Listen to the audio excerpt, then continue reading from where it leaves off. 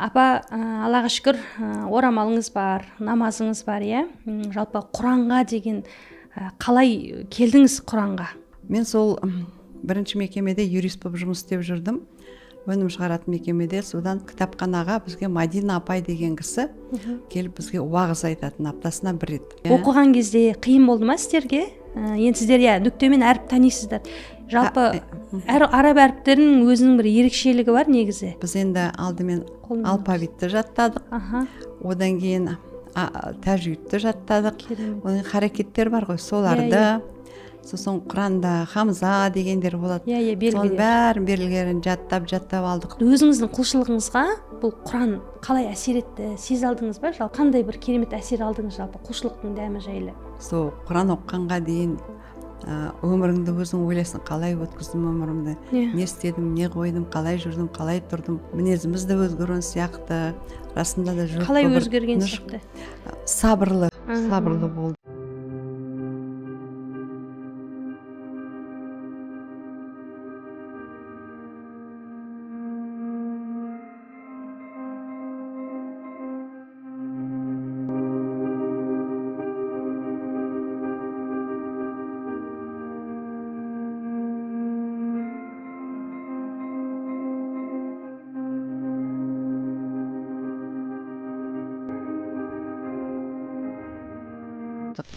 أعوذ بالله من الشيطان الرجيم بسم الله الرحمن الرحيم الحمد لله والصلاة والسلام على محمد وعلى آله وأصحابه أجمعين. Құрметті бұл каналды тыңдаушы көрермендер, бүгін өте керемет эфир. Сіздерге ерекше эфирді дайындадық. Себебі менің қолымда тұрған не деп ойлайсыздар? Бұл Алланың сөзі Құран. Міне осындай Құранды оқушы әр әрібін саусақтарымен сезіп Құранның аяттарына өңіліп жүрген, Құранның аяттарын оқып, ешқандай сылтау жасамай, осы Алланың сөзін оқиыншы деп жүрген жан, менің өте үлкен құрметтейтін Кабира деген апам, менде бүгін қонақта.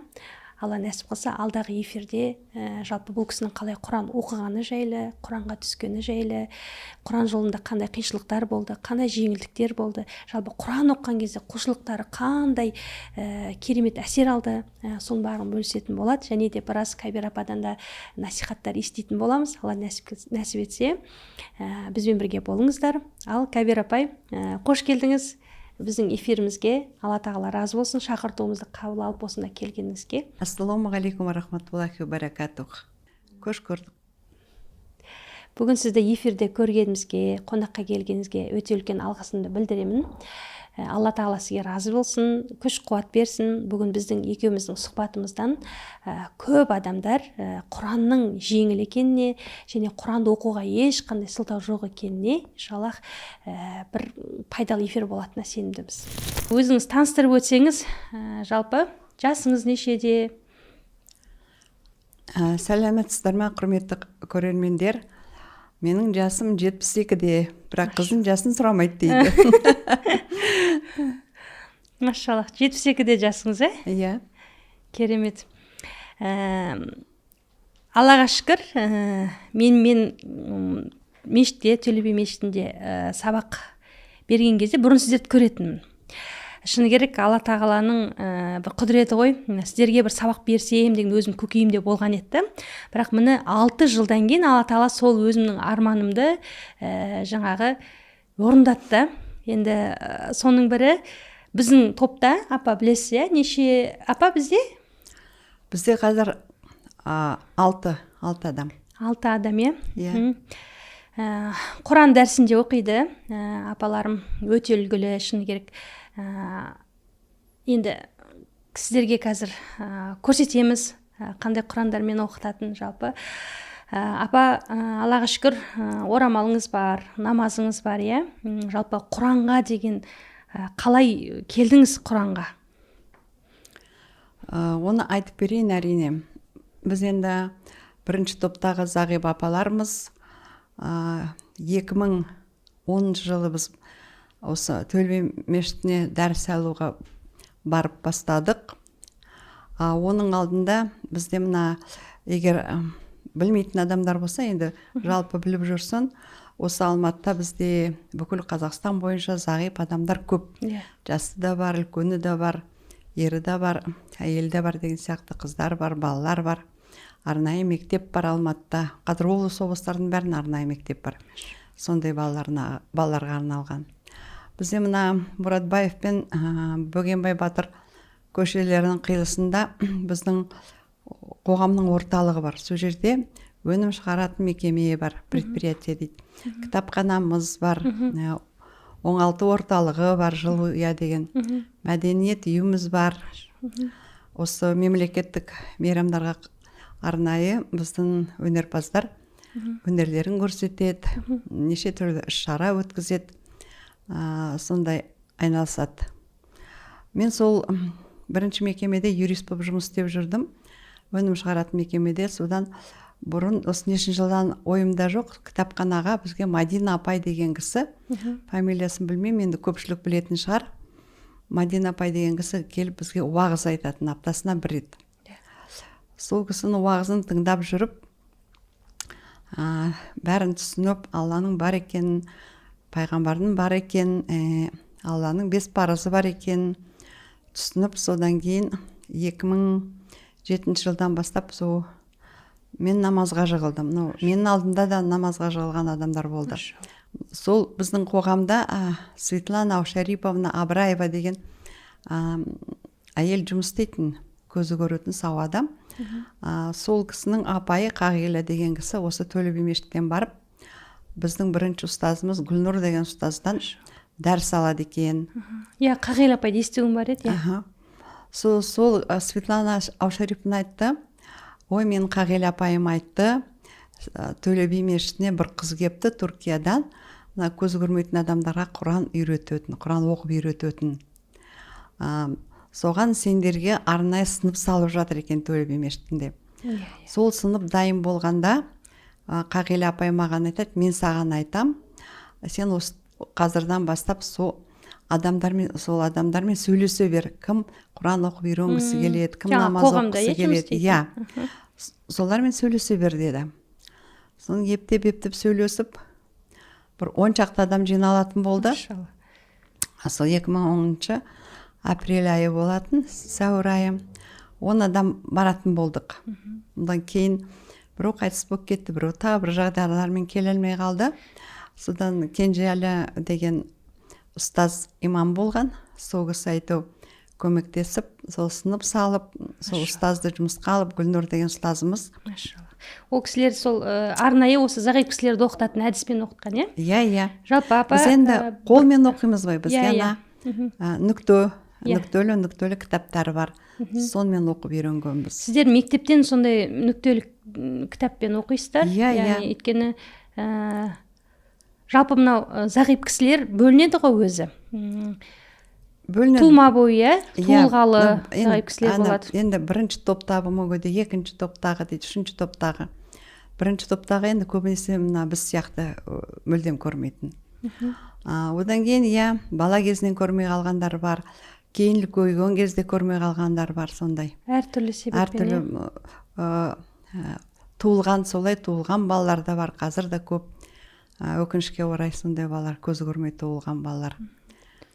Жалпы Құранға сондай бір түсуге бірінші себеп болған жаңа Қағила апайыңыздың бір ауыз сөзі. Оқыған кезде қиын болды ма сіздерге? Енді сіздер нүктемен әріп танисыздар. Жалпы араб әріптерінің өзінің бір ерекшелігі бар негізі. Әріптің шығуында, махражы деп жатады ғой, дұрыс шығу деген сияқты. Ол жақтан қиналмадыңыздар ма?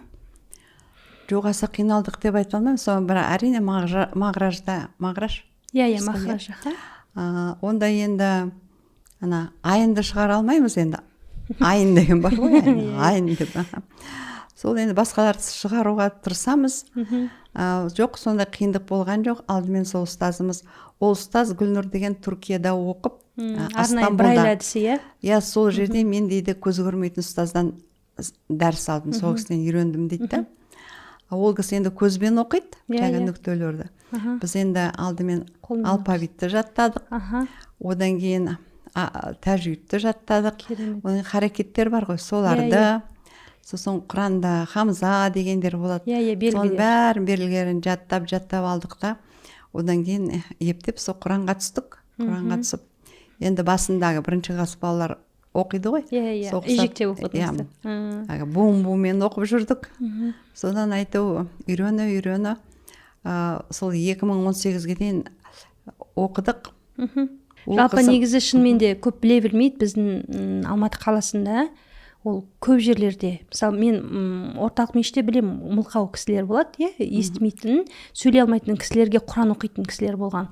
Ол жерде көбінесе сол топта оқиды, ал біздің Төле би мешітінде осындай зағип кісілер оқиды. Сосын апа, мен байқағаным, мысалы, сіздердің мінездеріңіз бар ғой. Жалпы адамның қарым-қатынасы болған кезде сезіле ма, тула бойы туылғаннан зағип болған кісілер болады да, олардың мінездері кішкене жайсаң келеді екен негізі. Мен өзім көп практикамда да байқадым. Ал жаңағы көзі көріп жүріп, көрмей қалған кісілердің мінездері, оларға енді қатты ауыр сынақ қой енді бұл да, жалпы, Сол жақтан кішкене мен де сондай айырмашылық байқадым, апа. Жаңағы сәл енді бір жаман деп айтпаймын, жалпы басқаша мінездері, басқаша болып келе ма? Ондай бар. Ол не ғой, ана көріп жүріп көрмей қалған деген, ол кішкене бір өте. Енді бізді міне, мен да өзімді айта кетсем, мен 3 класс кәдімгі мектепте оқыдым да, 3 класстан кейін көзім нашарлай бастады. Содан көзім әбден нашарлағаннан кейін сол Алматыға профессорға келіп, әкем осындай айтты, ештеңе істеуге болмайды, емделмейді. Осындай көз көрмейтін балалар оқитын, көз нашар көретін балалар оқитын мектеп бар, арнайы Қаскелеңде, Алматыда деді. Сол Қаскелеңге барып оқыдым ғой. Расында да соның өзі бізге баламыз ғой, бала болғанда да онда өте ауыр болды. Онда мен көріп жүрдім ғой, мына 71 жылға дейін, мына бір көзім шамалы көретін. Айту жүріп тұрып, өзім Шығыс Қазақстаннанмын ғой. Өскеменнің ар жағында Қатонқарағай деген жерде тұратынбыз. 1-2 жылдан кейін үйреніп, өзім барып келіп тұрдым, самолетпен келіп. Бір көзім шамалы көрді, нормально. Одан кейін 19 жасымда көрмей қалдым. Ол неден болады? Өте ауыр соққы болды да. Өте ауыр соққы болады. Көрмей жүріп, көріп жүріп көрмей қалғандар, олар кішкене енді, қалай айтсам екен енді, жүкелер кішкене тозады. Ол көз көрмейтін адамға өте қиын ғой қазір, міне. Қазір мына машина көп жолда, бұрын өзіміз таяғымызды ұстап жүре беретінбіз. Қазір мен жүре алмаймын уже. Біреудің ертіп жүрмесі. Жаңағы мешітке де барып келуге шынымен де біздің мемлекетіміздің үлкен көмегі ғой, арнайы сіздерге көлік тасымалдауын береді. Ол енді бірінші топтағы мүгедектерге сонда инватакси дейміз. Сондай такси берді. Міне 2014-тен бері сол таксимен пайдаланамыз. Машалла, керемет. Жалпы енді қайтадан Құран оқуға оралсақ, апа, Құран оқуда түскен кезде, жалпы, Құранға түсер кезде бір сынақтарды байқадыңыз ба өзіңізден?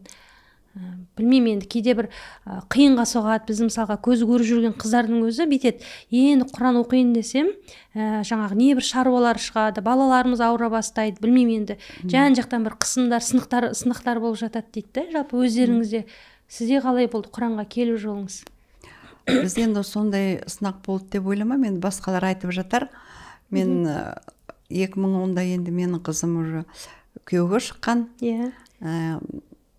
Ата-енесімен тұрды, немерелерді сол кісілер бақты. Маған енді сондай қиындық болған жоқ. Мен өзім шешеммен бірге тұрғам. Енді сол тырысты оқуға. Сондай кедергі анамына болған жоқ. Бірақ енді, біз енді түсіну барысында, мысалы, әріптер енді көп қой ол жерде, Құран әріптері, 28 әріп. Ол жерде көп әріптер, мына біз кириллица дейді ғой, орысша оқыдық қой. Сол орыс алфавитімен сәйкес келетін әріптер көп. Бірақ енді арабтың өзінің бәленбай әрпі бар ғой енді. 28. Біз сол орысша қолымызбен оқып үйренгеннен кейін бізге аса қиын болған жоқ. Ал енді Айған апай, ол 22 жасында көрмей қалған, 20 жасында ма? Ол кісі енді бірайша оқу өте қиын болды. Ол саусақтар уже нетпейді ғой, бұрынғыдай сезімтал емес қой. ну аллаға шүкір ол кісі прям сондай нетеді, тырысады, стараться етеді, енді орысша айтқанда сондай талпынып, сондай Құранды жақсы оқысы кеп, сондай осының ынтасы зор. Сол кісі қазір шүкір енді. Жақсы апа, Құран енді білеміз баршамыз өмірді өзгертеді, шын керек жүрегіңе бір тыныштық сыйлайды. Құран деген, Құран ол адамның өміріне кәдімгідей береке береді. Оны мен әрдайым өзімнің оқырмандарыма, қыздарыма айтып жүрем, Құранға жабысыңдар. Кімде-кім Құранға жабысса, әшейін қол тиетін болса, жалпы Құран жолына түсетін болса, Алла Тағала оны береке қылады.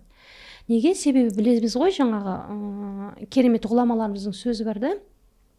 Не үшін пайғамбар саллаллаху алейхи ва саллям ең керемет пайғамбар, жалпы пайғамбардың ұлысы болды деген кезде, себебі ол кісі Құранды түсірді. Не үшін Рамазана ең керемет жаңағы қасиетті ай болды, себебі Рамазан айында Құран түсірілді дейді. Неге түндердің қасиеттісі қадір түн болды, себебі сол түні Құран түсті дейді. Жалпы кімде-кім шынымен Құранға жақындай қалса, оның өмірі басқаша болады, жүрегі тыныш болады, білмеймін, өмірі берекеге толады, тіпті құлшылықтың өзінің дәмі басқаша сезіледі. Сенің оқып жатқан намазың өзі басқаша да. Енді мына жерде менің алдыма көптеген қыздар келеді, осы ұстаз, мен бұрын Құранға түскен кезде намазым бөлек еді дейді. Қазір Құранды түп нұсқадан оқып, намазым өзі түзелді, сол кезде намазымның да жаңағы бір дәмі бөлек дейді да, иманның дәмі деп. Сол сияқты өзіңіздің құлшылығыңызға бұл Құран қалай әсер етті, сезе алдыңыз ба жалпы анандай? Сезіледі ғой енді, жалпы соны бөліссеңіз деймін да. Қандай бір керемет әсер алдыңыз жалпы құлшылықтың дәмі жайлы? Әрине, Құран оқып, оның мағынасын түсінгеннен кейін адам өзгереді. Өзіңнің өміріңді осы уақытқа дейін, сол Құран оққанға дейін өміріңді өзің ойлайсың, қалай өткіздім өмірімді, не істедім, не қойдым, қалай жүрдім, қалай тұрдым. Енді тек қана сол Алланың айтқан жолымен жүруге тырысуға тырысамыз. Мінезіміз де өзгерген сияқты, расында да жүріп. Қалай өзгерген сияқты? Сабырлы болдық. Сабырлы, сосын бір нәрсеге сразу ашулана кетпей, ойланып бұл қалай. Себебі анау ашулану ол білеміз ғой шайтаннан да. Ал Алланың сөзі оқылған жерде шынымен де шайтан араласпайды апа, Алланың сен тіпті мінезіңе де, ойыңа да ол кәдімгі шайтанға үлкен бір қорған болып тұрады да. Ол сіздің әр оқыған Құранымыз деген сияқты. Керемет. Тағы да қандай әсер алдыңыз апа? Одан кейін мына Құранды оқи берсең, үйде енді біз мағынасын білмейміз ғой. Енді ол кейін қазір YouTube бар, содан тыңдауға болады. Бұрын мағынасын сол мешітке барғанда ұстаздар ғана айтып береді ғой. Үйде де оқимыз ғой енді, жаттығу үшін, қолымды жаттықтыру үшін. Соны бір оқысаң, әгіден оқи бергің келеді, сондай. Соның өзің іштей бір қасиетін сезіп тұрасың да, соны оқи бергің келеді. Осының ішінде бір жақсы қасиетті сөздер бар ау, Алла Тағала бұда не айтып жатыр екен деген, сондай не деуші, орысша айтқанда интерес, қызығушылық, сондай болады. Одан кейін намазыңды да дұрыс оқуға тырысасың. Бұрын мен қалай оқып жүрдім намазды, асық оқыдым ба, дұрыс оқыдым ба, дәрет алуды бәрін уже ойланып, Құранның сапасы өзгереді, құлшылықтың сапасы, Алла қалай айтты деп соны ойланып, соны істеуге тырысамыз. Қазір мешітке сабаққа келіп жүрсіздер ғой апа, асығып келетін шығарсыздар, мен негізі өзім қатты күтемін сіздерді. Әр сенбі күні кәдімгідей бұрын көп ары бері шақыратын жерлер болатын, қонақтық бар, басқа бар деген сияқты. Қазір шыны керек, апаларыма барам деп асығып барам да, тіпті оқырмандарым өздері үйреніп алған сенбі күні сіздерге баратынды. Жалпы мешітке қарай асығу, Құранға асығу ғой, Әрине, біз дана енді ойбой бүгін сәрсенбі болды ғой, мен әлі Құран бетін осы 2 күнді ашпадым ғой деп, ертең ұстаздың алдына барғанда мұңқылдап отырмайын деп, сол Құран оқуға тырысасын, уже дайындалып, бейсенбі, жұма күндері ғұсыл алып, ертең мешітке барам, Алла Тағала аман есен мешітке барып келуімізді нәсіп ет деп, сол дұға жасап, әрине қуана барамыз мешітке. Енді уағыз тыңдаймыз ғой, сонда уағыздарда айтады ғой, мешітке ілім алам деген адамдарға бара жатқанда дейді, періштелер қанатын төсеп тұрады дейді. Құстар, балықтар бәрі осы адамдарды кешір деп сұрап тұрады екен. Соны бәрін білгеннен кейін асыға барамыз. Өз Төле би мешітін жақсы көреміз. Енді бірінші сонда барып дәріс алдық қой. Ол жерге бару да қиын емес. Ана бұрын Айған апай машина жоқ болып қалса, ең басында бізді имамдар апарып жүрді ғой. Мен есімде сол 2016-ның өзінде сондай еді апа, бүгін машина шықпай жатыр, бұл кісілерді алатын, апарып келетін тасымалдау жоқ деген кезде де мен соны еститін. Кейіннен қуандым сіздерге арнайы кәдімгі көлік бөлгеніне. Мүлік сүресі. Пайғамбарымыз саллаллаху алейхи уассалам кімде-кім мүлік сүресін оқитын болса, онда ол адамға 30 күнәсі кешіріліп, 30 жақсылық жазылып, 30 береке беріп және 30 сауап жазылады деген. Сонымен қатар бұл мүлік сүресін оқыған адамға Алла тағала қабір азабынан сақтап, қабірдің сұрақтарынан сұралмайды деген. Міне осындай сауабы күшті, өте қасиетті сүрені сіздерге жеңіл түрде жаттату үшін мен осыны мүлік кітабын жазып шықтым. Бұл кітаптың ерекшелігі тек қана бір сүреден тұратын кітап. Және де әр бетіне бір ғана аят беріледі. Сіз арабша нұсқасын жазасыз және бұны үстінен бастырасыз. Бұл арнайы жазып жаттай алатын оқырмандар үшін. Және де астында қазақша мағынасы, ал мына QR-да сіздер тек қана осы аяттың видео сабақтарын көре аласыздар. Ал видео сабақта бұл аяттың тәпсірі, оқылуы және мағыналар айтылған. Сіз сол оқыған сабағыңызды келесі бетке блокнот ретінде толтырсаңыз болады. Және де Құран жаттау барысында қандай да бір қиыншылықтар болып жатса, сіз пайғамбарымыздың сөзінен қуат алу үшін арнайы пайғамбарымыздың тек қана мүлік сүресіне арналған хадистер жазылған. Міне осындай кітаптарды алғыңыз келетін болса, онда төменде сіздерге WhatsApp нөмір қалдырамыз, сол нөмірден хабарласып ала аласыздар. Жеткізу барша мемлекеттерге қарастырылған. Бұл кітап бұған дейін Чехия, Россия, Америка, Дубай және басқа да шетел мемлекеттеріне өзінің жолын тауып барды. Міне осындай керемет сүрені оқу арқылы сіз мына дүниеде де және ақиретте де жақсылыққа жетіңіз. Содан Айған апай деген өзі сондай самостоятельный ғой. Қорықпайды. Біз қорқамыз қазір, қорқақтап жүруге. Бір жерде чұңқыр бар ма, бір жерде люк ашық тұр ма деп. Ол кісі қорықпайды, ұзын таяқ ұстап келе беретін мешітке. Остановкадан түседі, тура жүре береді. Уже біледі ғой. Өзі Алла тағала өзі жетелейді ғой. Алла тағала уже сездіретіне сен келдің мына орныңа деп. Соны оңға бұрылады да ептеп барып, неден кіріп, калиткадан кіріп сөйтіп. Сол Айған апаның, енді Алла нәсіп қылса, Айған апанда жалпы біраз тағы да Зейнеп деген апамыз бар, Мәзімхан деген апалар бар, иншаллах келеді ол кісілерде. Бұйырса келеміз деп сөйтті осындай сұхбатқа. Ол кісілердің мен сезімталдығына қатты таң қалдым. Кәбир апа, жаңағы айтып тұрмын ғой, Зейнеп апам қасына ақырын барсам, бүйтіп әшейін бір денемді тигізсем де ұстаз деп бірден сезіп қояды. Сосын Айған апаның мынандай бар екен, қатты сезеді екен ол кісіде Аллах тағала ерекше қабілет беріп қойған. Ол кісі бет әлпетін көреді ғой адамның. Сол адам сөйтеді екен.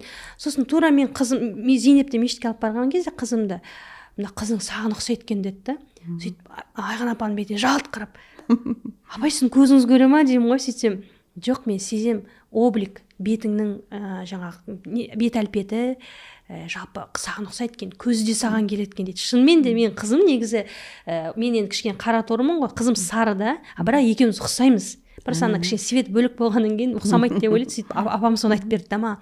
Сөйтіп қатты таң қалдым. Мен сезем, мен жаңа ата-анама сондай күшті қабілет беріп қойған дейді, адам бет әлпетін көре аламын дейді. Сосын таң қалғаным, ол кісі кәдімгідей қай адамға сөйлеп тұр или тіпті қарап сөйлей береді екен. Таза көзі көретін адам сияқты, жаңағындай іздемейді да адамды, бірден жалтақ қарап бүйтіп сөйлей береді. Мысалы, сізге де өткенде сабақтың барысында Кәбира, міне тұр ғой стол, міне тұр ғой дейді да. Стол сол жерде тұр да, шынымен. Сол кезде мен таң қалдым да, шынымен де Алла бір нәрсені сынақ қылып берсе, екінші жақтарды мықты қылып береді дейді ғой, сондай сезімталдықтарыңызды, Субханаллах. Енді қазір 71-ге келдім дедіңіз, 72-ге, машалла, өте жас көрінесіз. Мен де қазір көрермендер таң қалатын шығар жасыңызға қарап. Құран шынымен де адамды алжытпайды дейді ғой негізі, адамды алжытпайды. Адамның жүрегі, жаны таза болған адамның негізі түрі де жарқын болады екен ғой, иә. Шаршаған адам мысалы тез қартаяды, тағдырға иман келтірмеген, ашулана берген адамдар негізі тез қартаяды шыны керек. Ол енді біз айтпасақ та медицинада да дәлел ғой, ғылымда да дәлелденген да. Шынымен сізге қарап 72 жас деп айта алмаймыз, өте көріктісіз, жаңағы ешкім айтпайды. Шынымен бұл сіздің сабырлығыңыз, тағдырға бойұсынғандығыңыз деп ойлаймын. Жалпы біраз уақыт болып қалды, сонда Құранға келгеніңізге шамамен 2010-да түстік қой, одан кейін 14 жыл болып қалды. Мына ковид кезінде біз келе алмай қалдық, бір 3-4 жыл келе алмай қалдық, ұстаз болмай қалды. Бірақ үйде оқыдыңыздар. Иә, үйде оқып жүрдік, иә. Енді 14 жылдың шамасында Құрандасыздар, жалпы біздің мешітке дәріске келген кезде қандай білімдер аласыздар? Шынымен біз сіздерге тәпсір айтамыз, мысалы Құранның мағыналары, сол кезде қандай сезім болады? Шынымен де соны бөліссеңіз, апалар. Енді біз ана жолы жаңа Исра сүресін оқы, соны әрбір аятын сен тәпсірлейсің. Басқа ұстаздар да сөйтті ғой. Соны біз таң қаламыз ғой. Осы өмірде не бар? Осы өмірде қандай саладар бар? Медицина болсын, әлеуметтік жағдай болсын, білім болсын, қандай, соның бәрі Құранда бар ғой. Адамға не қажет осы өмірде, не қажет, соның бәрі Құранда ғой. О Алла тағаланың шеберлігі деп соған таң қаламыз. Жалпы Құранға қазір Аллаға шүкір жастарымызда көп қадам басып жатыр. Және оқымай жүрген қыздар да бар, шын керек. Ой, уақыт келгенде оқимыз деп. Енді сол кісілерге не айтар едіңіз, апа? Енді мен де намазды жай бастадым 55 жасымда. Құранды енді 2010-да бастадық, 3 жыл өткеннен кейін 58-ден. Мен айтар едім, әрине Алла тағала жастарымызға, қыздарымызға, ұлдарымызға жүректеріне иман беріп, жүректерін ашсын. Сол Құранға, намазға деген құлшылықтары артып, сол Құранға деген, мешітке деген құлшылықтары болып, сол мешітке аяқ басып, мешітке барып, мешіттің ішінде отырып, соның ішінен әшейін уағыз тыңдап, басында уағыз тыңдап, имандарын күшейтіп барып, онан кейін ертерек намазға жығылған жақсы ғой. Мен бір апалармен сөйлесем, 47 жаста, 48 жаста намазға жығылған, тіпті 60 жасқа. Сол бәріміз өкінеміз ғой, неге біз ерте намаз оқып бастамадық деп. Енді ол кезде саясат сондай болды. Енді оның бәрін халық біледі ғой. Енді Аллаға шүкір, қазір мешіттер көп, Алматыда да, облыстарда мешіт көп. Мына ютубтан күшті ғұлама ұстаздардың сұхбаттарын естуге болады. Соны тыңдаса, яғни білім алуға еш кедергі жоқ десек. Еш кедергі жоқ, иә. Соған осы діни жағынан, ислам жағынан білім алғандар өте жақсы болар еді. Діни жағынан тәрбие алса отбасында, одан кейін олар өсіп жетіп балалар сондай бақытты отбасы болады. Уже Алла жолымен жүрсе, отбасында да ұрыс керіс анау-мынау болмайды деп ойлаймын. Ал енді қазір біздің қоғамда харам ішімдіктер көп, кейбіреулер соларға жақын болады. Ондай отбасында енді береке бірлік та болмайды, татулық та болмайды. Сол бәр ажырасу да, жаманшылықтың бәрі содан басталады ғой. Содан имандылыққа бет бұрғаны жақсы ғой жастарымыздың. Өткенде бір оқиғаны айтып едіңіз маған, сіздерді мешітке ары-бері тасып жүретін бір жігіттің әңгімесін айтып берсеңіз, шынымен өте әсерлі болды да. Яна өзім кішкене соны айтсам өзім көзімнен жас шығады, енді тырысайын жас шығармауға. Барынша, иә. Бізге содан кейін Гүлнұр ұстаз айтты, мен деді алған айлығымды жинап машина алуға тырысам, сіздерді тасуға деді. Бірінші ұстазымыз. Содан кейін ол айтты, мен спонсорларға хат жазайын деп. Содан Алланың қалауымен, Алланың құдіреті күшті ғой, білмеймін, бір неше ай өткеннен кейін Астанада Нұрлан деген жігіт, осы Алматыда оның ағасы тұрады, өзінің аты Серік, бірақ Абдулла деп ат қойған, өзіне Нұржан деген інісі бар. Солар бәрі бірігіп бізге бір газель алып берді. 7 орындық. Сіздерге, Иә. Соны біз бір барғанда бәрімізді отырғызып кішкене ары бері катать етіп, бәріміз қуанып, дұға жасап, өзіміздің машинеміз бар деп. Өзіміздің машинеміз бар деп, иә. Содан жаңағы Абдулла, Нұрланның, үш ағайынның үлкені өзі бізді апарып әкеп жүрді. Үйге келіп алып кетеді, үйге аралап жүріп бәрімізді алып кетеді ертерек. Сол сағат 10-ға келеміз. Онда сағат 1-ге дейін оқитығымыз. Онда біз сенбі, жексенбі 2 күн келетігіміз. Енді жаңадан бастап жатырмыз, тезірек үйренуіміз керек деп. Содан ол жігіт өзінің бір шаруасы болды да, соған кететін болып, орнына Абдусамат деген жігітті қойып кетті. Ол өте тамаша жігіттер болды осы. Елпілдеп тұрған жігіттер ғой, иә, осы біздің ас тұсымызға түсіп, сондай бізді құрметтеп апаратын жерге апарып, сонда ол кезде біз ауызашарларға көп баратынбыз, күнде апарады бізді. Әр үйден алып кетіп, ауызашардан кейін әр үйге үйімізге жеткізіп тастайды. Содан бір күні екеуміз келе жаттық, мені мешіттен әкеле жатып айтты, Қабира апай, мен де Құран оқу бастадым ғой деді. Құран кітап оқып бастадым деді. Сен оқымаушы ма ең деппін ғой, мен таңғалып. Жоқ, оқымайтын дейді. Оған себеп болған сіздер ғой дейді да. Мен сіздерді көрдім де, сіздер қалай қуана-қуана Құран оқуға келесіздер. Содан дейді, бір күні ойландым дейді, мына көзім ойнайтын апалар келіп Құран оқып жатқанда, менің көзім жайнап тұрып, мен неге Құран оқымаймын деп ойладым дейді. Шынымды айтсам дейді, ұялдым дейді, Алладан ұялдым дейді, сіздерден ұялдым дейді. Содан дейді, міне, мен де мешітке барып, осы дәріс алып, үйреніп жүрмін дейді ғой. Құран оқып үйреніп жатырмын деп. Енді сондай жағдай болды. Үлкен нәрсеге себеп болыпсыздар ғой, шынымен де. Одан кейін Турцияға барып дәріс алғанымызды кішкене айтайын ба? Иә, Турцияға барып ілім алып апаларым. Қараңыздар, ілім жолында аянбаған ғой. Шыны керек, мешітке де барған, күн ыстығына да, суына да қарамай, шынымен де алыс жақынына да қарамай, сөйтіп тіпті Турцияға барып ілім алып келген ғой апалар. Мен сол жайлы бөліссем дейді. Шынымен де бізге де қызық, апа, айтсаңыз. Сол алдыңғы бірінші ұстазымыз Гүлнұр ұстазбенен, ол бізге ылғи айтатын, қалай Турцияда, Стамбулда оқыды, қалай дәріс алды, көз көрмейтін ұстаздан дәріс алдым деп. Содан біз айттық, ой, давай Гүлнұр, біз барайық, сол жақтан кішкене үйрене Құран оқып деп. Содан армандадық қой. 2010-да ма, 11-де ма. Содан 2014-те Айнұр ұстазымыз келгенде, сол барып, Кенжәлі ұстазға айттық, біз осылай Турцияға барымыз керек. Бізге тек қана жолға ақша керек, бір 7 адам барамыз, 700 мың ары бері теңгемен. Спонсор болама, тауып бересіз бә деп.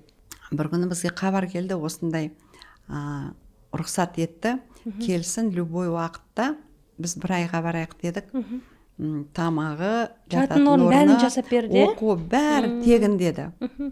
Сол жақта сол жолдарыңызға ғана ақша керек деді. Содан кейін біз бардық қой Кенжәлі ұстазға. Сонда жаңа ол жақта да уже көз көретін кісілер оқытты ма сіздерді? 2 ұстаз көз көрмейтін болды. 2 жас, біреуі күйеуге шықпаған қыз, 25-те біреуі Эмине деген келіншек, бір баласы бар. Қалғандары көздері сау ұстаздар. Ол неде? Біз азиатский сторонада оқыдық. Сол жерде, біз жатқан жерде 300 ба, 400 ба қыздар оқып жатты. 400-400 көз көрмей ма сонда? Жоқ, саулар бәрі. Дүние жүзінен келген ғой. Африка дейсіз ба, Англия, Америка, жан-жағынан, Бішкектен, осы Алматыдан біз бардық. Россиядан, көп. Сол қыздар, енді олар бөлек оқиды, онан кейін 2 топ бар екен, көз көрмейтіндер. Бірінші топ бірінші курста оқып жатыр екен, екінші топ екінші курста. Оларды уже ұстаздыққа дайындап жатыр екен. Біз сол бірінші топтағы қыздармен жаттық. Бірінші жыл оқып жатқан. Солармен бөлмеде жаттық. Бізге бөлек бір сынып берді, соған бөлек бізді оқытты. сол жерде біз 1 ай дәріс алдық қой. Ол жерде не болды, ана сирадан да ақидадан да бізге сабақ береді, ғибадаттан. Қараңызшы, Қазақстанда жүрдіңіздерді, Стамбулдың ауасы бірден байқалатын шығар сіздерге, жаңағы. Өйткені мен өткенде Айғаным апамен сөйлесіп отқан есіңізде ме? Айғаным апа айтты ғой, біз мысалы біз түнді де күнді де көрмейміз ғой, бізге бәрі қараңғы дейді. Бірақ та түн басталған кезде біздің денемізді ауыр басып ұйқымыз қысады дейді, негізі. Сондай сезіледі деп. Ауа райы өте жақсы, жағымды. Далаға шықсаң, ауа таза, бір ыстық емес, суық емес. 1 апрельден бардық. Сол далада жүргің келе береді, отырғың келе береді. Сол жер ауласы да жақсы болды, бір ішінде сондай мына парк сияқтысы да бар екен. Жақсы демалып кеттік. Жақсы демалдық, оқыдық. Қонаққа бардық, көз көрмейтін 1-2 қыз. Өзіңізді үлкен үлгі деп ойлаймын деймін да, оған. Алла разы болсын сізге. Менен де күшті үлгілер бар шығар. Біз өте қуаныштымыз, біз бақыттымыз, өзімізді бақытты деп санаймыз. Осындай Құран оқып, Алланы танығанымызға, Алланың кәламын оқығанымыз үшін сондай өзімізді бақытты адамбыз деп ойлаймыз. Барлық жастарға, адамдарға біз сияқты бақытты болуларыңды нәсіп етсін Алла деп айтайын. Енді сіздердің кітаптарыңыз бір ғана кітап болса, біздің кітап 6 кітап, үлкен 6 кітап. Ол том-томға бөлінеді, қалай бөлінеді сонда? 1-ші, 2-ші, 3-ші кітап деп бөлінеді. 6 кітап бізде. Енді оның көлемі үлкендеу. Мен қазір бір кішкентай Құран алып келдім көрсетуге. Солар бір экземпляр Құран берді. Онан кейін әліппе берді бізге.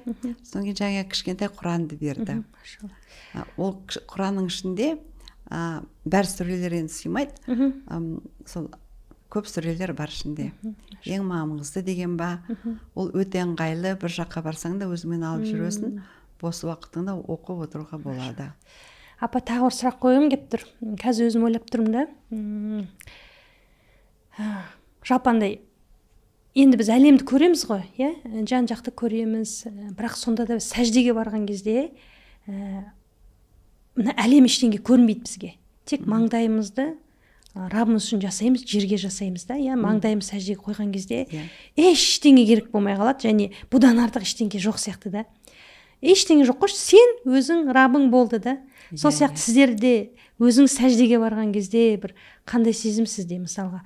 Енді білмеймін, мен сұрағымды қалай сізге түсіндіре алып жатырмын ба? Түсіндім. Сәжденің де өзінің бір керемет бір хикметі бар. Сәжденің өзінің бір түсіне білген адамға үлкен бір ләззаты бар да, негізі. Сәждеге бару деген ол өте расында үлкен ләззат.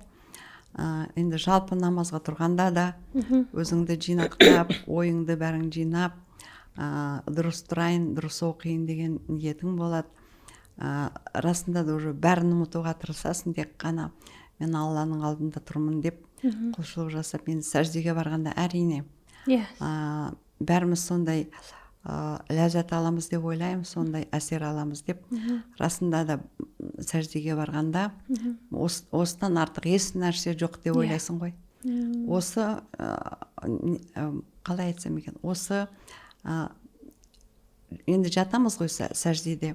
Осындайдан артық не керек адамға? Осыдан артық ештеңе жоқ шығар деп ойлайсың. Алланың алдында басың дейіп жатқаның. Тағы бір сұрақ қойып едім. Кейде ойыңды жеткізе алмай қаласың да. Жоқ, апа, өте жақсы айтып жатсыз. Келесі бір сұрақ қойғым келіп тұрғаны, Құраннан ерекше бір оқиға есіңізде ме? Или болмаса Құран оқып жатқан кезде бір ерекше бір әсеріңізді бөлсеңіз? Енді бәрімізге де ерекше әсер беретіні ол сүйікті пайғамбарымыз Мұхаммед саллаллаху алейхи уассаламның өмірбаяны. Ол кісі туралы оқығанда енді бәрі жан таңыңмен тыңдайсың ғой оны. Иә, жүрегің сондай елжірейді. Сол кісіні жақсы көріп тұрасың. Сол кісіні бір сағынғандай болып тұрасың. Сол кісіні көргің келіп тұрады да. Енді басқа пайғамбарларды әрине біз құрметтейміз, қадірлейміз. Олар туралы да естігіміз келеді, тыңдағымыз келеді. Қай пайғамбар қандай болды, қауымы қандай болды деп.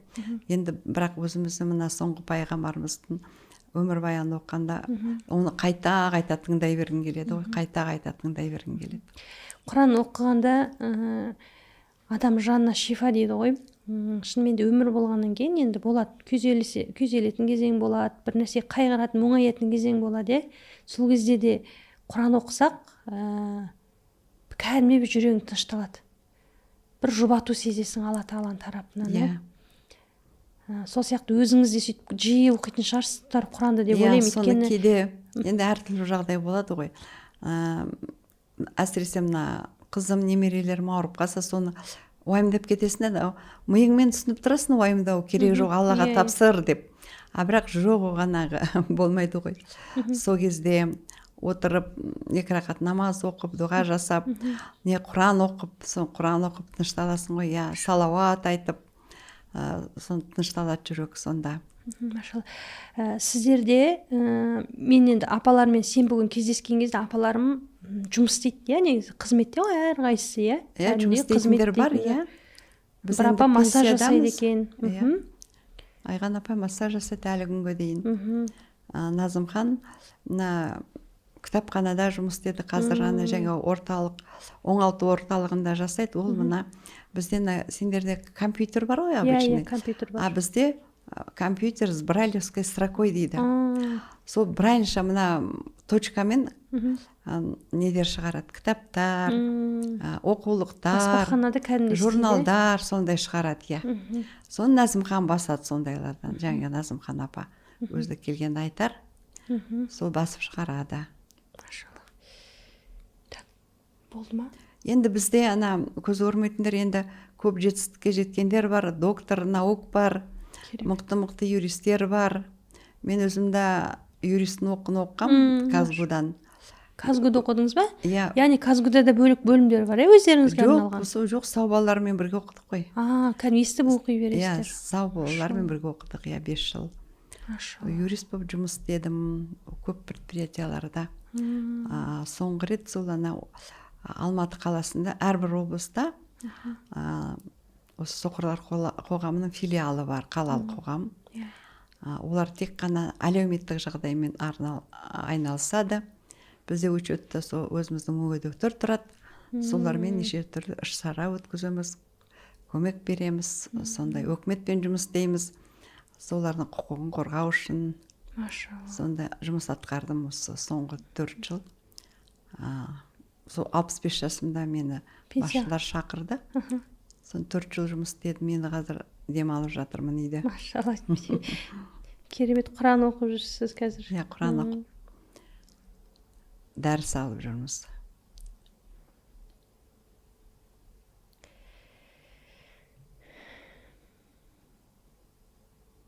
Етерік бермейсіңдер осыны? Асыз ба? Қазір. Арасында тажырсаңыз.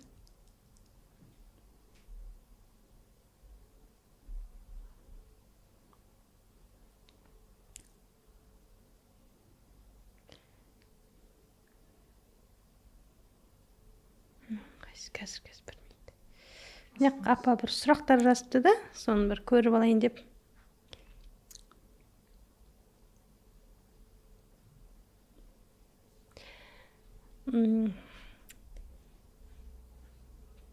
Келесі сұрақ, апа. Қаншама әлемнің жаратқанын, Алла Тағаланың жаратқанын көріп жүрміз біз, қаншама адамдар бар. Көзбен көру жаратылысты, бөлек нәрсе ғой негізі. Бірақ жалпы көрмей Алланы сезіну, көрмей Алла Тағаланың құдіретін сезіну дегенді бізге жеткізіп берсеңіз. Әрине, әлемді көрген деген оған не жетсін әрине. бәрін көріп жүруге. Енді маған Аллаға шүкір 19 жасыма дейін мен енді шамалы болса да көрдім ғой, 3% па 5%, соның өзі өте жақсы екен. Енді аспанды да көрдім, жұлдызды да, айды да көрдім деген сияқты. Өсімдіктерді, енді жемістерді бәрін көрдім ғой, Аллаға шүкір. Енді толғанда көрмей толғандар бар. Олар енді иншалла жаннаттың төрінде бәрін көрер, одан да артық нәрселерді. Әрине біз енді мен көргеннен кейін ба, уже маған бірдеңен айта баса, мен уже ойымда, миымда соны уже бұрынғы көргенімді ойыма түсірем. Солай екен ғой, мына тұс мынандай деп, тағы бір оқып жүргендегі бір оқиға ойыма түсіп кетті да, соны айта кетсем бола ма? Бізде бір история политических учений деген сабақ болды. Бір қазақ кісі сабақ беретін. Соны емтихан тапсырдық. Емтихан тапсырғанда бір Лениннің цитатасын сұрайды ғой ол кезде. Соны менен сұрады да, мен ойланып қалдым, бір цитатаны білдім, осы ма екен, осы емес пе екен деп отырғанымда, ол кісі маған сол цитатаның басын айтты. 2 сөзін. Ары қарай мен жалғастырып кеттім. Содан кейін мен шыққанда мен кілең 5-ке оқыдым негізі. Енді мақтанғаным емес, Аллаға шүкір. О да Алланың берген маған нығметі ғой. Содан шықтым да 4 алдым, 4 қойып беріпті. Соны ойлаққа, жаңа цитатаны білмей қалып ем, соған шығар деп. Бірақ кішкене ренжідім. Қалған сұрақтарға бәріне дұрыс жауап беріп ем деп.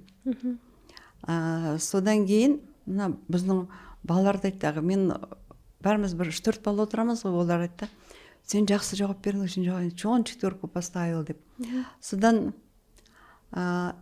ертесінде ма бір біздің балалар тағы да консультация келіп тұрғанда, сол мұғалім өтіп бара жатыр екен, олар шақырып апты, тоқтаңызшы, сіздерге бір сұрақ сұрайық деп. Сондан сұрапты ғой, сіз не Күнірбай, мен Сагидолдина болатығым.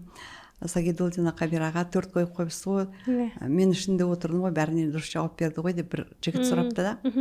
Сосын ол айтыпты, мен оған 4 қойған себебім депті, ол кісі мына көзі көрмейді, мына в общем, окружающий мир она не может полностью воспринять как зрячий человек депті. Соған ағыдер ашуланып, сіз неге өйтіп айтасыз, ол бізден де жақсы бәрін біледі, ол бізден де бәрін жақсы сезінеді деп сөйтіп бір жігіт қызбаланып кетті да. Одан маған кейін айтып жатыр да, мен айттым, ой, несін айтып жүрсіңдер оған деп. Соны айтайын дегенім ғой. Сонда кейде апа ондай қоғамнан шеттету деген нәрселер де болды ма сонда басында жалпы? Жоқ, шеттету деген болған жоқ. Шеттету болмаса да жаңағы бір сөзбен. Жоқ, бізде мұғалімдар, біздің алдымызда да бірнеше жігіттер оқып кеткен ғой, енді қыздарда мен ғана болдым. Оқып кеткен бірнеше курста, бәрі жақсы оққан, өздерін жақсы көрсеткен. Одан кейін осы мына деканда, зам деканы өте жақсы кісі болды. Ылғи келіп, группаға келіп сұрап, қалың қалай, қиын емес па сабақ, жақсы ма бәрі, никто не обижает деп, сондай сұрап жүрді, ылғи да келіп, 2-3 күнде бір келіп кетіп. Өте жақсы болды. Мұғалімдар да, олар бізге ешқандай поблажка жасаған жоқ. Саулардан қалай сұрайды, бізден солай сұрады. Енді мүмкін кейбір жерде мүмкін бағаны кішкене көтеріп жүретін болған шығар деп ойлаймын. Енді қараңызшы апа, бұл жолда оңай емес қой, бұл жол шынымен де сүрінетін кезіміз болады біздің. Сіз үшін ең қиын жолдан қалай сүрінбей өттіңіз жалпы? Болған шығар енді қиыншылықтарда бұл жолда? Қиыншылықтар болды ғой, өте ойланасың, толғанасың. Ол кездерде енді бізге бір жақсы достар болды, жақсы туысқандар болды, саған ақыл айтатын, саған моральный көмек беретін, поддержка беретін. Содан кейін өзіңі түсіндіріп айтады, үйтуге болмайды, сөйтуге болмайды, сен уайымдама, сен кейіме, сен өзің қолға ал, алға ұмтыл деген сияқты әңгімелерді айтады. Адамның сөзі ем, кәдімгі? Адамның сөзі өте әсер етеді ғой. Жақсы адамдармен жолдас болсаң, өте жақсы. Сені итермелеп отырға, саған мотивация беріп отыратын адамдар болса, алға қала итермелеп, соған қарап сен сондай болғың кеп тұрады да, мен де осындай болсам, сондай жетістікке мен де жетсем деген сияқты. Апа жаңа сіз айттыңыз ғой, бір белгілі жасқа дейін көзім көрді деп. Сол кезде сіз Құранды көрген бе едіңіз? Құран аяттарын, арабша жазу үлгілерін? Жоқ, көргем жоқ. 19 жасқа дейін онда біз білмейміз ғой. Иә, енді ол кезде ондай заман емес. Ондай болған жоқ, иә. Онда енді Алланың бар екенін бәріміз білеміз ғой, бала кезімізден. Әке шешеміз, апаларым Алла деп отырады ғой, Құдай деп. Ал енді сол Құран дегенді, енді адамдар қайтыс болғанда Құран оқып жатады. Соны бала кезімде естіп қалсам, соны мен тыңдап отыратығым. Осы Құран сөздерінен не айтылып жатыр екен? Ай, осында бір керемет, күшті бір қасиетті сөздер ау деп сөйтіп ойыма келетін сонда. Сол кезде ойыңызды Алла Тағала, ойлаңызшы, 55 жастан асырған кезде алып келіп тұр екен ғой, 50-ден асқан кезде. Көзімді ма? Жоқ, жалпы жаңа Құранды айтам да. Құранды, бала күніңізде ойладыңыз, не бар екен ішінде деп. Қаншама жылдан кейін Алла Тағала жеткізіп тұр, Сон әкемнің үлкен апайы қайтыс болды, соның 40-ына барып, мен енді алдыңғы үй дейді, онда бізді алдыңғы үйде отырдым. Ана жақ төрейде сол Құран оқылып жатты. Сол тоже бір өте жақсы молда болды. Өте күшті оқиды екен. Сол маған әсер етті. Мен өзім жылап отырмын алдыңғы үйде. Түсінбесем де естігеннен кейін. Естігеннен кейін, мынау қандай керемет Құран, бұның ішінде не жазылды, не айтылады екен, қазақша бұл не болады екен. Бір керемет, сондай күшті қасиетті сөздер бар ау. Бізден Алла Тағала жасырып қойған деп ойлаймын ғой. Соны білсе ғой деп. Өзіңізші Құранға ең бірінші түскен кезде қай сүрені оқыдыңыз? Ең бірінші бәріміз Фатиханы оқыдық қой. Ерекше сезім болған шығар. Енді Фатиханы өте бәріміз де жақсы көреміз ғой. Фатиха сүресіне, оның мағынасын естігенде тіпті. Одан кейін Ерлан Ақатай ұстазымыз оны тәпсірлегенде одан да махаббатың сол сүреге артады ғой. Жалпы білсем бола ма, неше сүре жаттадыңыз, апа? Мен кейде сабақта отырсам, мен осы аятты білем, мына сүрені жаттағым деп отырасыздар. Енді Фатихадан басқа 10 сүре бар ғой, ана. Қысқа сүрелер ма? Қысқа сүрелер. Одан кейін Аср сүресі, Духа сүресі, Қадыр сүресі. Бәрін сол бір әйелмен жаттадыңыздар. Одан кейін Бакара сүресінің алғашқы 5 аятын, онан кейін жаңағы аятыл курси бәрі біледі. Одан кейін жаңағы Амана Расул, онан кейін Ля юкаллифуллаху деген бәрін жаттағанбыз. Енді қазір осы ұстазбенен Ясин сүресін жаттап бастадық, соны енді 30 аятын жаттап алдым, мен соны ары қарай жаттау керек деп мақсат қойдым, бірақ әлі бастамай жүрмін. Иншаллах Ясин жаттаймыз, апа. Аллах нәсіп қылса, ғұмыр берсе баршамызға. Әмин. Үлкен қызмет менікі, сіздердің алдарыңызда ілім беру, сіздердің талаптарыңызға, сұраныстарыңызға қарай Алла Тағала кейде менің де сөз саптауымды, сөз байламды көбейтіп қояды екен. Мен ойлаймын, ол шешендіктен, әдемі сөйлеген, көп оқығаннан емес, оның барлығы сол ілім талап етушінің ниетіне қарайды. Сол сияқты иншаллах барынша қызмет етуге, өздеріңізге түсіндіруге, ілім жолында дайынбыз. Алла нәсіп қылса, одан кейін де үзбей сабақтарымызды беріп, сіздердің дұғаларыңызды, баталарыңызды алып, иншаллах ары қарай өстіп қадам жасай беруге Аллах Тағала нәсіп қылсын. Үлкен рахмет, Кабир апа, алтын уақытыңызды арнап. Шыны керек, қазір ең құнды нәрсе. Біреуге біреу уақыт арнағысы келмейді. Бірақ та шынымен үлкен Аллаға деген, Құранға деген құрметіңіз деп білем бұны. Қаншама жандардың Құран оқуына үлкен бір септігі тиетін бір керемет бір сұхбат болды деп ойлаймын. Ешқандай сылтау жоқ Құран оқуға. Сәл ғана уақыт арнаса болды. Апам 55-тен асып Құран оқыдым деп жатты. Бірақ әттең неге ертерек оқымадым деген де өкініштері бар екен, естіп отырмыз. Сол үшін баршамызды еш кеш демей, болмаса жаңағы мен кәрі болдым, Құран жаттауға қазір ешқандай шамам жоқ, памятім де жоқ, қабілетім де жоқ демей, кеш емес екеніне де көздерің жетті деп ойлаймын. Алла разы болсын, Кабир апай. Әмин, өзіңе де Алла разы болсын, айналайын. иншаллах тағы да нәсіп қылса басқа да апаларымды өстіп сұхбатқа шақыруға нәсіп қылсын. Алла тағала енді ол кісілер келісіп отыр. Алла нәсіп қылса келесі эфирлерде, келесі сұхбаттарда көріскенше. Уа ахири дағуана анил хамдулиллахи роббил аламин. Ассаламу алейкум.